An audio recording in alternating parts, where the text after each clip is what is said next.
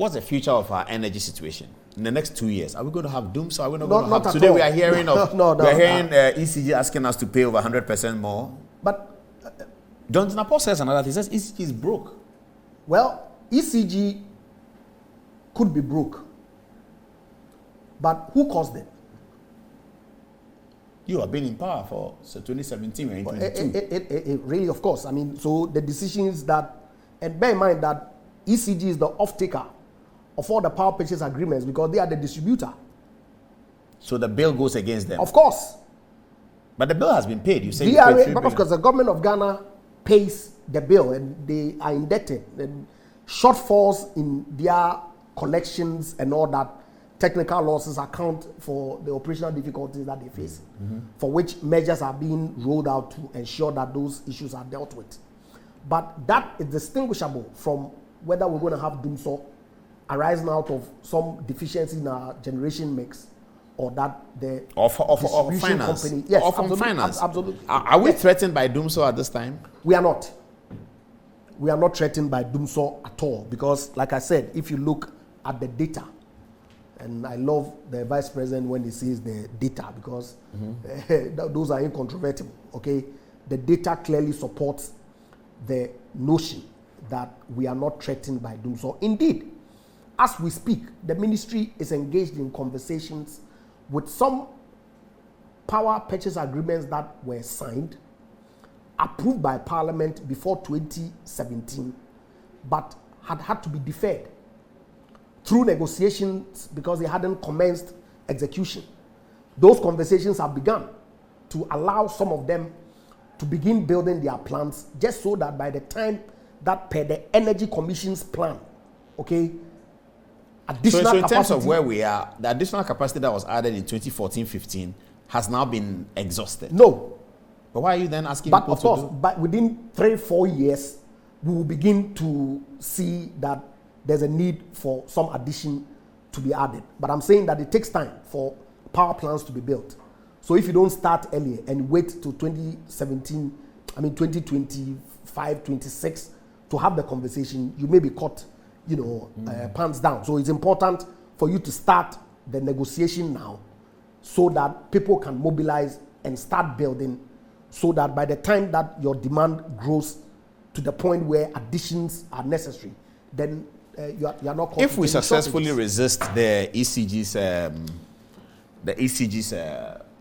tariff demand, but Dr. Reko says we'll be in dumsor. Look, we won't be. I mean, even if we resist the ECG's but demand. ECG has, and you are pretty old in this enterprise. Quite. You started in Legon. Yes. When you and I were there.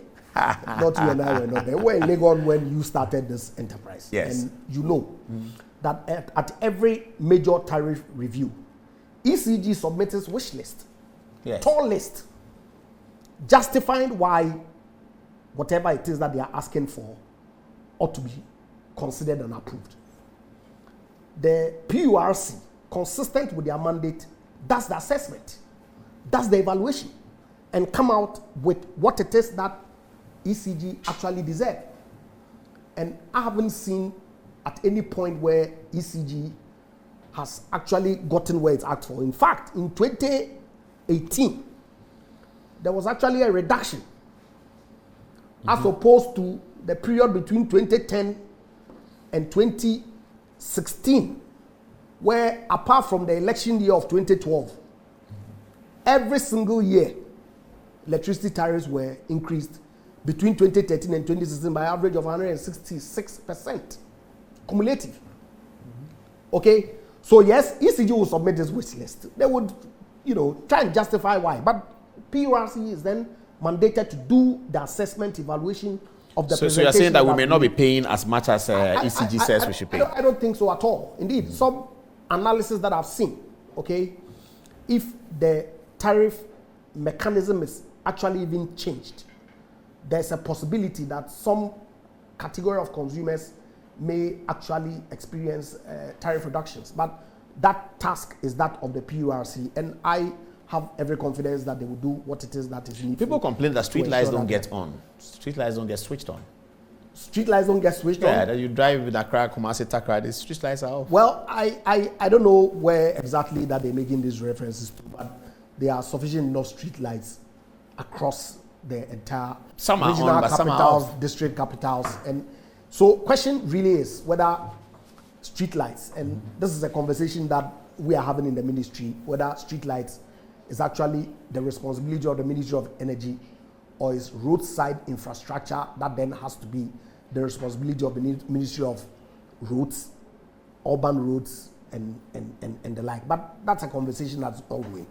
But for now, it is the duty of the ministry to assist the MMDCs, okay, to then install street lights within their jurisdictions, and of course the ceremonial roads in the regional capitals that then the ministry also supports. So finally, for those of you we are doing consistently. For those of you in energy ministry, you are not worried about the future. That dumsor. No, not at all. You are not. Not at all. But we're going to be experiencing power outages like what happened on Saturday. Well, to the extent that you operate equipment, okay, you cannot predict. Obviously, there are planned outages and unplanned outages. Planned outages, I expect the ECG and GridCo, if they're doing, like when they were doing the transition onto the new bulk supply point in Pokwase and also in Kaswa, where, and of course, when they were doing the stringing of the new lines to then communicate that we're going to take off power within certain periods to do a certain exercise. The dumsor exercise that my minister christened, okay, those are definitely announced and people are allowed to plan for. But if you have an emergency, some unplanned outage, which happens because we don't have sufficient enough resources to do redundant lines, as advanced or some countries do, so that when there's a fault on one, they can quickly switch over onto another line. Okay, until we get that point, we can expect that occasionally these things will happen, but they are not programmed outages as we saw with timetables that ran for in excess of 5 years.